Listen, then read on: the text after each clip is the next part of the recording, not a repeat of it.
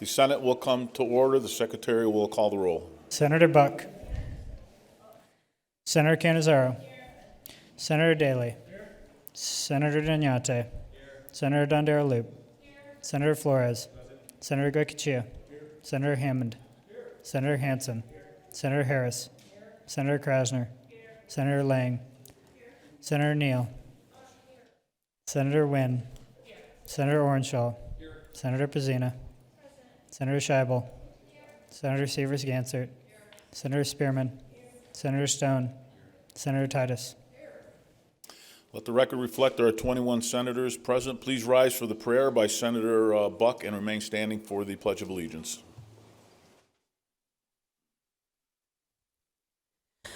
We come before you, O Lord, and take in this moment of peace, that we may carry your hope, love, and joy today in our hearts. Lord, grant us your wisdom and tenacious courage as we go through this day. When we are tempted to give up, help us to keep going. Grant us a cheerful spirit when things don't go our way. Lord, thank you for this day. I ask that you would guide our paths today, and more specifically, our thoughts, words, and actions. Please be with us throughout the day and help us navigate whatever comes our way.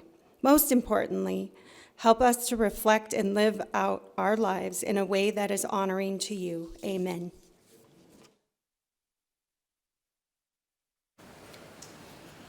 I pledge allegiance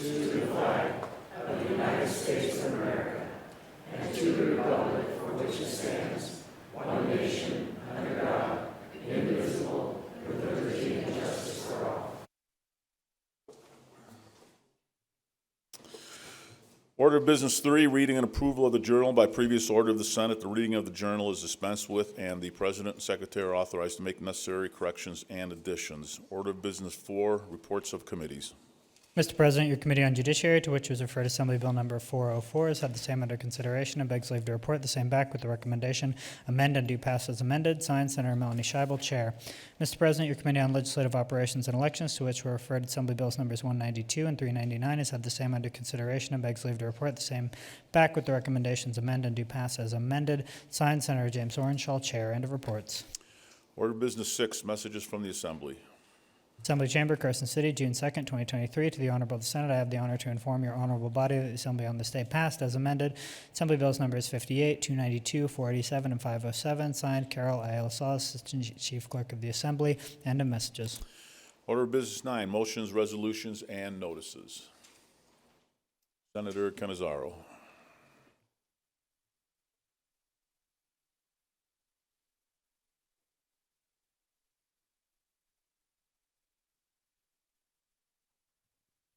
Thank you, Mr. President. I move that we take, Assembly Bills 41, 46, 112, 130, 135, 140, 151, 153, 161, 184, 195, 203, 226, 232, 260, 270, 277, 299, 304, 345, 389, 443, 448, 457, 461, 462, and 503 from the first agenda, and move them from their place on general file on the first agenda and move them to general file on the third agenda for this legislative day. You've heard the motion. All those in favor signify by saying aye. Aye. Opposed, nay. Motion carries. That concludes Order of Business 9. Order of Business 10, introduction, first reading, and reference. Assembly Bill 58 by the Assembly Committee on Ways and Means revises provisions relating to regional commercial air service in this state. Refer to Finance. Assembly Bill 292 by Assemblywoman Gonzalez, etc., and Senator Spearman, etc. revises provisions governing offenders. Refer to Finance. Assembly Bill 487 by the Assembly Committee on Ways and Means makes an appropriation to the Office of Finance and the Office of the Governor as a loan for the replacement of computer hardware and associated software. Refer to Finance. Assembly Bill 507 by the Assembly Committee on Ways and Means makes appropriations to the Department of Corrections for a staffing study and the replacement or purchase of computer hardware and software and various types of equipment, vehicles, and systems. Refer to Finance. End of Assembly Bills. Senator Lang. Thank you, Mr. President. I move that we refer Assembly Bills 58, 487, and 507 to the Committee on Finance. No. And then I move that we refer 292 to the Committee on Judiciary. Okay, you've heard the referral. If there are no objections, so ordered. That concludes Order of Business 10. Order of Business 13, general file. Senate Bill 98, introduced by Finance, revises provisions relating to education. The people of the state of Nevada, represented in Senate Assembly, to enact as follows, Section 1 into Section 1. Are there any amendments? I have amendment number 934, proposed by Senator Cannizzaro. Senator Dondero Loop. Thank you, Mr. President. Senate Bill 98, as amended, requires the superintendent of public instruction to Senator establish... Oh, Thanks. yeah, but now you got to hang on just a minute. 1 minute recess. Okay, 1 minute recess.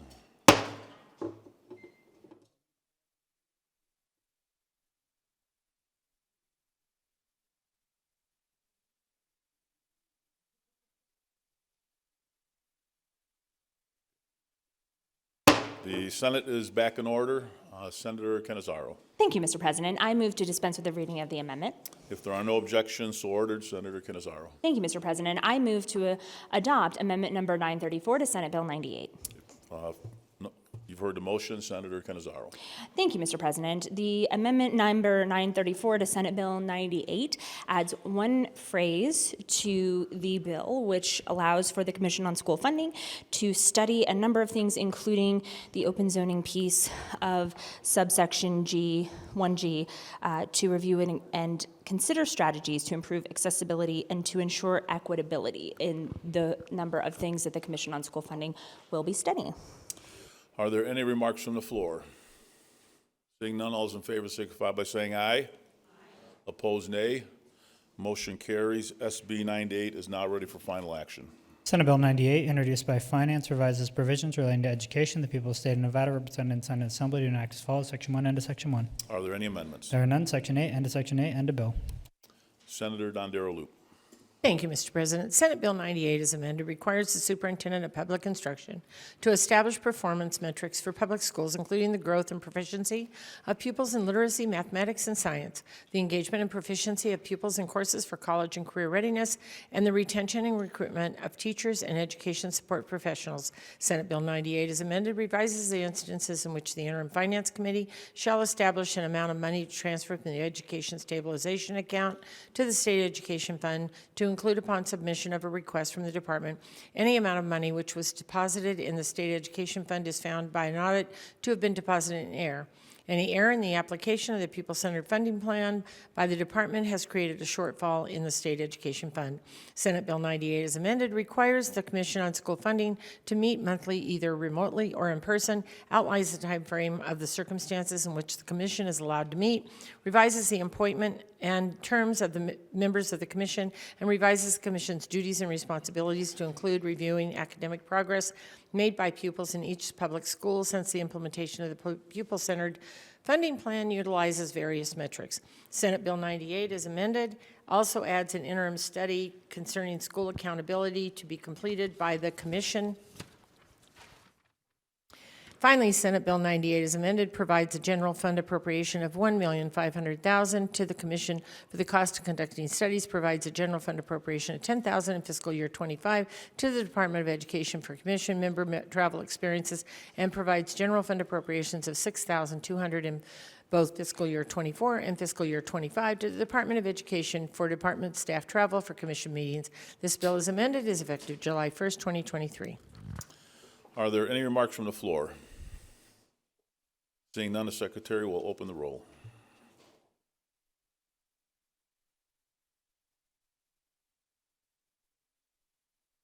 Anyone wish to change their vote? Seeing none, the Secretary will close the roll. The yeses are 21, noes are 0. SB 98 has received the constitutional majority, is declared passed and ordered to the Assembly.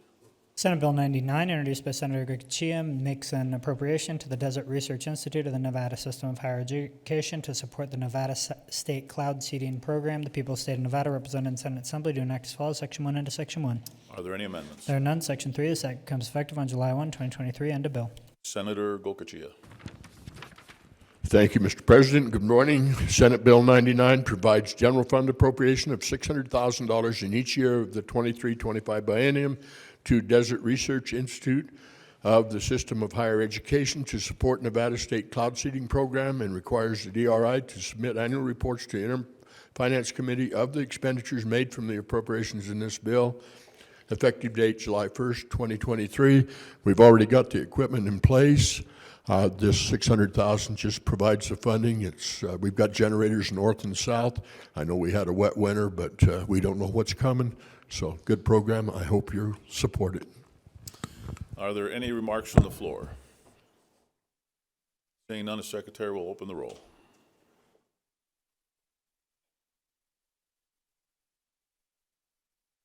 Anyone wish to change their vote? Seeing none, the secretary will close the roll. The yeses are 21, the noes are 0. SB 99 has received a constitutional majority, is declared passed and ordered to the Assembly.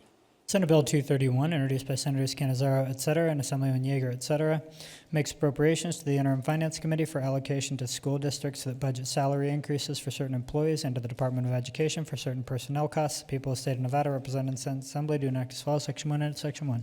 Are there any amendments? There are none. Section 2 and Section 2 and a bill. Senator Canizaro. Thank you, Mr. President. Senate Bill 231, as amended, provides a $250 million general fund appropriation to the Interim Finance Committee for the allocation to school districts for the support of public schools. The bill, as amended, allows the Interim Finance Committee to allocate the money to school districts once sufficient documentation has been received, indicating that a school district has budgeted for salary increases for teachers and education support professionals and staff for fiscal year 24 and 25 from sources other than the appropriation, which is in addition to any increase in salary which was planned or bargained prior to the effective date of this act. The increase in salary does not replace any other form of compensation which was provided prior to FY24 or planned or bargained for before the effective date of the act. The amount and percentage of the budgeted salary increases signed by the superintendent of the school district, indicating the information is accurate to the best of their knowledge. The bill, as amended, requires the money allocated to a school district to not exceed the lesser of the total amount of budgeted increase to salaries of the school district for fiscal year 24 and 25, not including any increase in salary which was planned or bargained for before the effective date, or an amount that is equal to $250 million multiplied by a percentage, which is the number of teachers and support staff employed by the school district on July 1st, 2023, as a percentage of the total number of teachers and education support professionals and staff employed in all the school districts in the state on July 1st, 2023. As amended, this bill requires each school district to report to the Nevada Department of Education by August 1st, 2023, the number of teachers and staff employed by the school district on July 1st, 2023. And finally, Senate Bill 231, as amended, provides a general fund appropriation of $41,694 in fiscal year 2024 to the Department of Education for personnel expenditures to assist in the apportionment of funds to the school districts.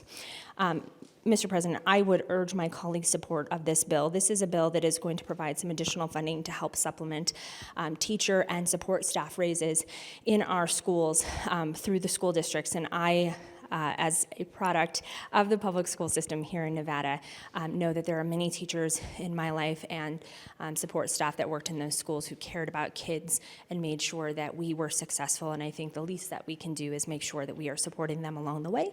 And so I would urge your support. Are there any remarks from the floor? Senator Severs-Gansert. Thank you, Mr. President. I rise in support of Senate Bill 231. This body's worked diligently to try to bring more money into education, substantially more money into education, and specifically trying to bolster teacher pay and other professionals, actually most of the individuals who work in school districts. And I think we've made great efforts. I think it's a couple things, and it's important to point out that this is specifically about pay and helping to match and to really bring that pay up, but that we also have to rely on the school districts to decide how they're going to pay their employees, because we hear from a lot of teachers who come and they keep asking for pay, but in the end, we're providing, it'll probably be close to $2.5–3 billion into education. They're going to have to make those decisions. The one issue that we've brought forth about this bill that we struggle with is that when you look at the number of students in the different school districts, we have something called the Charter School Authority. The Charter School Authority is the second largest, could be considered a school district in the state. The charter schools are public schools. They are public schools. We are responsible for funding them. They are funded not at the average of all the other schools because some pieces are left out, and we truly believe that the teachers and personnel in those schools should be treated equally. The $250 million equates to about $8,299 per employee, $8,299 per employee. And if we were to add the Charter School Authority, which has about 68,000 students in it, it would cost about $32 million. So we're very hopeful, as this travels over to the Assembly side, that we can include all teachers and personnel in public schools, not those that are in the school districts there's one per county, but also the Charter School Authority, because again, when you look at the different groups of children and where they are, Clark County has the largest school district, and then the Charter School Authority is number 2. It's about 68,000 students, and we don't want to leave them out, or the folks who work so diligently teaching them every day. Thank you. Senator Buck. Thank you, Mr. President. Charter schools are public schools. There are public schools. They receive public funding. And so I rise in support of this bill, but I plead with the other side of this body to please add our public school teachers to the mix so that they can get equitable salary raises. I agree. Teachers need to be paid more in our public schools. We need to ensure that every child has a high-quality teacher in front of them each day. And that also is with our public schools, our charter schools. Our public charter school teachers deserve the same equitable funding. If your child, like my children, go to a public charter school, why give them less money? Why give their teachers less money? It makes no sense. Not to mention that our charter schools oftentimes are leading the charge in academic achievement in our state, in most every single subject, every single year. So I plead with this body that, yes, we do need raises for teachers in all of our public schools to make sure that Nevada education has the best teachers, best talent out there. But we also need to add, we're neglecting our charter school public teachers that are giving day in and day out, oftentimes a few more hours. Everyone that goes to a charter school chooses to be there. It's a way that you're not in a monopoly per se. And so they deserve equitable pay as our district counterparts. Thank you. Any further remarks? Senator Dondero Loop. Thank you, Mr. President. I rise in support of Senate Bill 231, and as a public school teacher who has grandchildren that attend all different kinds of schools, I couldn't agree more that all teachers need to be compensated. The difference is in some education venues, all teachers don't need to be certificated, and they have the autonomy that in a regular public school, they do not receive.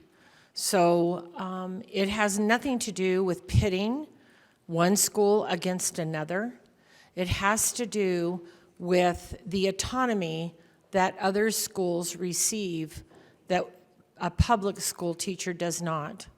And so I don't think that we should make this an issue of public schools versus charter schools versus private schools versus homeschool. I think that this is about the kids. And I think that we want to compensate teachers, and when all teachers, 100% of those teachers, need to be certificated teachers in charter schools or private schools, when all of those teachers receive the same autonomy in public schools, charter schools, and private schools, then we can have a different type of a conversation. But as a public school teacher, I support Senate Bill 231. Are there any further remarks before I go to Senator Buck? Anyone else wishing to speak? Senator Buck. Thank you so much for the second time. So in charter schools, it is just 50 teachers or less in the entire district that are unlicensed, in that they may have a paramedic degree or pilot degree, and so to send them back to school. So it's a little bit more autonomy to have talent come in. It is not a significant problem. So then why not give all the other teachers and the non-licensed ones nothing, but the public teachers, public school teachers in our public charter schools, give them the funds so that they have equitable pay? Okay, the secretary will open the roll.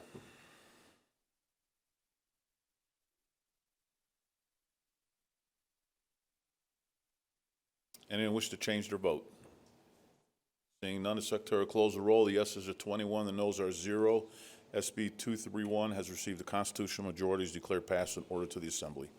Senate Bill 241, introduced by Senators Titus, et cetera, and Assemblywoman Hafen, et cetera, revises provisions relating to Medicaid. The people of the state of Nevada, represented in Senate Assembly, to enact as follows, Section 1 under Section 1. Are there any amendments? I have amendment number 916, proposed by the Senate Committee on Finance.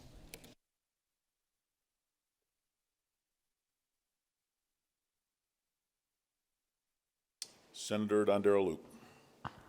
Thank you very much, Mr. President. Senate Amendment Number 916 to Senate Bill 241 provides general fund Senator Dondero appropriation. Loop. Oh, I'm sorry. Thank you, Mr. President. I move to dispense with the reading of the amendment. There are no objections, so ordered. Senator Dondero Loop. Thank you, Mr. President. I move to adopt the amendment. You've heard the motion, Senator Dondero Loop. It's Saturday morning.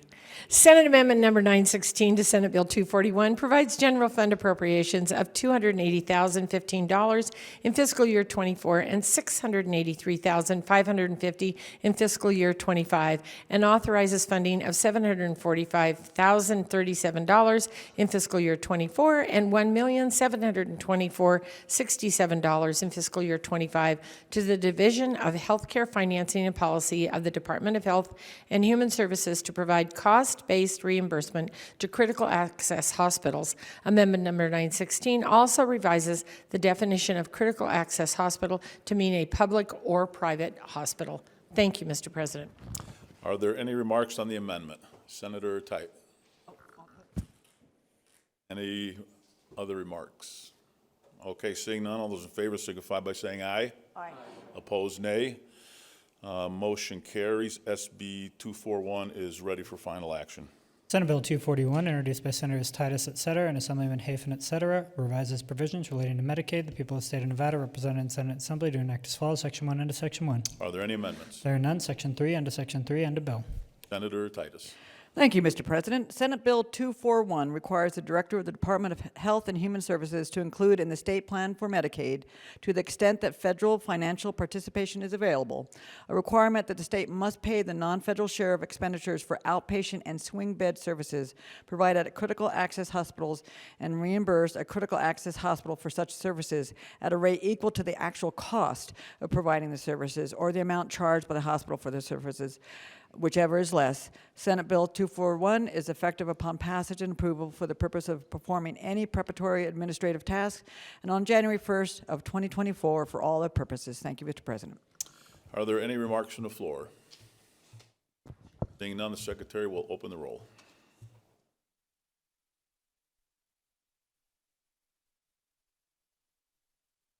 Anyone wish to change their vote? Seeing none, the Secretary will close the roll. The yeses are 21, the noes are 0. SB 241 has received the constitutional majority, is declared passed and ordered to the Assembly.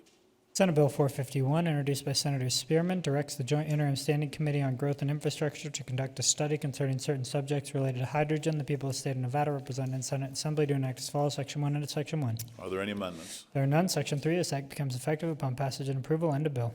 Senator Spearman. Thank you, Mr. President. Senate Bill 451 directs the Joint Interim Standing Committee on Growth and Infrastructure to conduct a study during the 2023-2024 interim concerning hydrogen as a potential energy resource in this state and the development of hydrogen technologies. The study must include, without limitation, a review of the opportunities for students in the Nevada system of higher education to study subjects concerning hydrogen and an assessment of the feasibility of using hydrogen as an energy resource in Nevada. The committee must consult with certain entities and may enter into certain contracts or agreements to gather data and process and produce a cost-benefit analysis on or before January 1, 2025. The committee must report the study results, including any recommendations for legislation, to the Director of the Legislative Council Bureau for transmittal to the 83rd session of the Nevada State Legislature. And I just want to add something else, and this is from the Bloomberg Energy column. The race to reduce greenhouse gas emissions is a defining challenge of our generation. Bloom is committed to constant product innovation. Our roadmap aligns with a zero-emission trajectory to help organizations around the world reduce carbon emissions, enhance resiliency, and chart a path toward net zero carbon future. Mr. President and colleagues, this bill is an attempt to bring Nevada on par with our other states in the Western region, and it is another way for Nevada to access money that's already available. And I would also add that right now, Nevada and Arizona have entered into a collaboration and requested $2 billion with a B, $2 billion for hydrogen fuel cell hubs. And so I would urge your cooperation in passing this. And I know that I've heard some people say that it's dangerous and it's unproven, but hydrogen and hydrogen fuel cells have been around for a long time, and the research goes back even 50 or 60 years. So I would urge my colleagues to vote yes on this bill. This is something that we need so that we can make sure that we're building out and using every resource available to us in our renewable energy portfolio. Thank you. Are there any remarks from the floor? Seeing none, the Secretary will open the roll.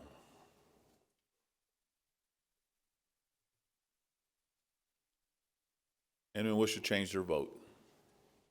Seeing none, the Secretary will close the roll. The yeses are 21 and noes are 0. SB 451 has received a constitutional majority, is declared passed and ordered to the Assembly. That concludes Order of Business 13 on the first agenda. Order of Business 16, remarks from the floor, introduction of guests. Senator Buck. Third time's a charm here. I was able to pull up the actual data on public charter schools. Charter schools employ 2,970 licensed teachers. 43 of such, 43, do not have a teaching license. The charter school law was amended last session to allow 20% of charter school teachers to be unlicensed. Pilots, paramedics, firemen. We are currently at 1.5% and 43 unlicensed teachers over 78 charter school campuses means that we have one unlicensed teacher at about half of our campuses. The unlicensed charter school teachers narrative is a total red herring. CTTs sitting and subbing in district schools do not have a teaching license either. And a lot of times they're in our most disenfranchised schools, most disadvantaged schools. So I'm asking that we please bring equity to all public school teachers and ensure that we give them all a raise today. Senator Hansen.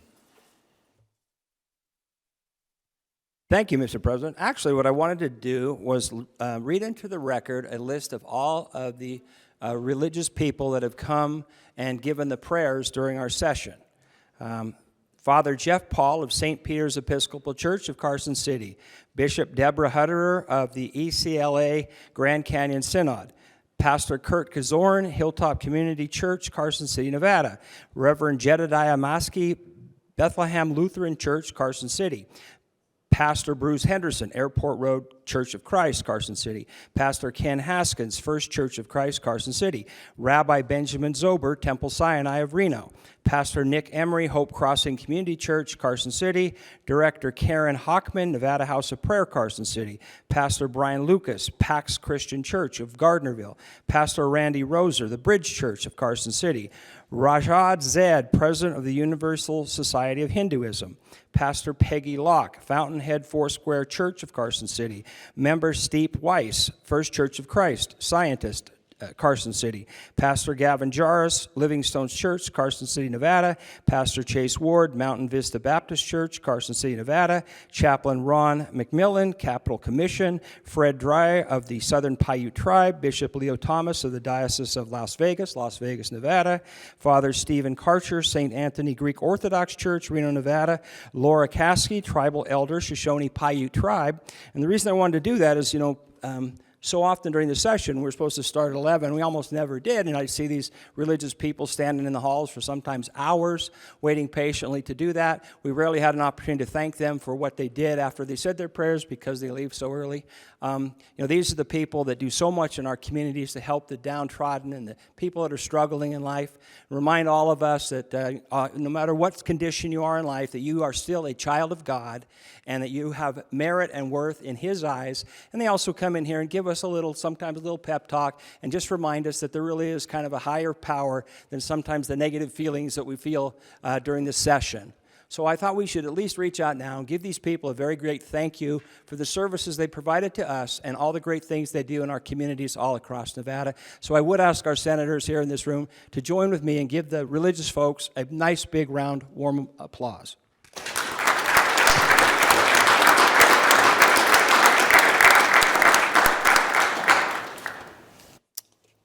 Seeing no further remarks, we will go to the second agenda. Order of Business 4, reports to committees. We have no reports at this time. Order of Business 12, second reading. Assembly Bill 192, introduced by Assemblywoman Gonzalez, revises provisions relating to elections of the people of the state of Nevada, represented in the Senate Assembly, to enact as follows, Section 1 into Section 1. Senator Orenshall. Thank you very much, Mr. President. I move to dispense with the reading of Amendment 924 to Assembly Bill 192.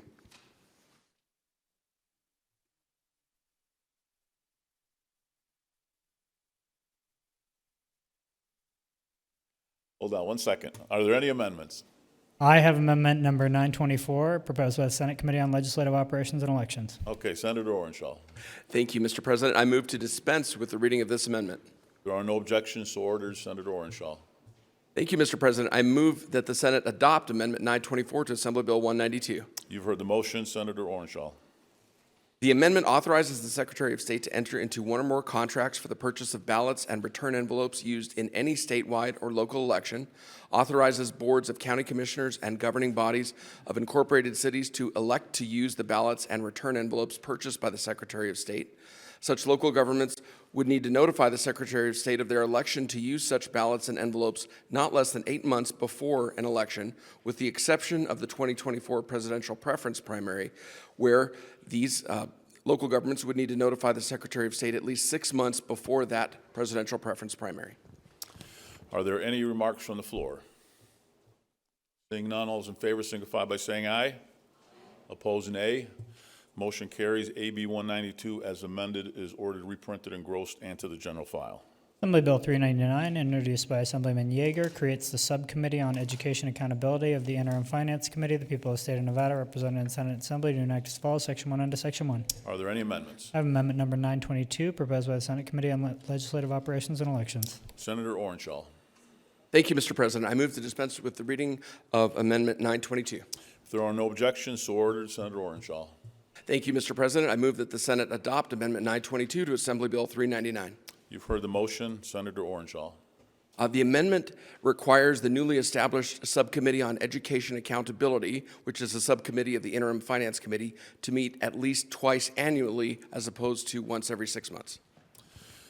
Are there any remarks from the floor? Seeing none, all those in favor signify by saying aye. Opposed, nay. Motion carries. AB 399 as amended is ordered reprinted, engrossed, and to the general file. Assembly Bill 404, introduced by Judiciary, revises provisions governing civil actions against a provider of health care for professional negligence. The people of the state of Nevada, represented in Senate Assembly, to enact as follows, Section 1 into Section 1.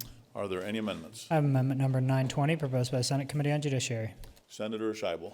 Thank you, Mr. President. I move to dispense with the reading of Amendment 920 to Assembly Bill 404. If there are no objections, so ordered. Senator Scheibel. I move to adopt Amendment 920 to Assembly Bill 404. You've heard the motion. Senator Scheibel. Amendment 920 to Assembly Bill 404, better known as the Medical Malpractice Bill, reflects a compromise between all of the involved stakeholders, which will do the following things by deleting the provisions of the bill as it came over to us and replacing them with policies that requires the statutory cap on non-economic damages and medical malpractice cases to be increased by $80,000 on January 1 of 2025 and each year thereafter until January 1 of 2028, culminating in a total cap of $750,000 in January of 2028. It requires that on January 1 of 2029 and each year thereafter, the statutory cap on non-economic damages and medical malpractice cases be increased by 2.1%. Requires the Nevada Supreme Court to annually publish certain information regarding the statutory cap and non-economic damages and medical malpractice cases. Prescribes a statute of limitations for filing a medical malpractice case based upon an injury or death that occurs on or after October 1 of 2023. In other words, the new statute of limitations will go into effect on October 1 of this year. And it prohibits an attorney representing a plaintiff in a medical malpractice case from contracting for or collecting a contingency fee of more than 35% of the amount recovered. Are there any remarks from the floor? Seeing none, all those in favor signify by saying aye. Opposed, nay. Motion carries. AB 404 is ordered reprinted and engrossed and of the general file. That concludes order business 12. Order business 16, remarks from the floor, introduction of guests. So before we go there, Senator Dondero-Luke. Thank you, Mr. President. Order of business number 9. Okay, we are now on order of business 9, Senator Dondero-Luke. I move that Assembly Bill 192 be referred to Finance. If there are no objections, so ordered. Order of business 16, remarks from the floor, introduction of guests. Senator Cannizzaro. Thank you, Mr. President. As some of you may know, and I think my colleague on our prior agenda from Senate District 14 had mentioned, we have had the pleasure of having Rajat Zed join us from the Universal Society of Hinduism to deliver the invocation, and he's done that in several sessions. And we, of course, always enjoy having him here with us. But some of you may also know that in March of 2022, his family suffered a tragedy with the loss of his wife, Mrs. Shipa Zed. And we just wanted to take a moment to acknowledge her and his family's loss since he has come here to help us to sort of get centered and pray a little, and so we wanted to just extend our condolences to his family. His wife was an enthusiastic volunteer for various community welfare causes, frequently fed the poor and the homeless, and was the matriarch of the Zed family. During her lifetime, she visited 57 countries, spreading goodwill, including every continent except Antarctica, which is pretty amazing. And of course, I think her family will remember that selflessness was the goal of her life and in all of her undertakings.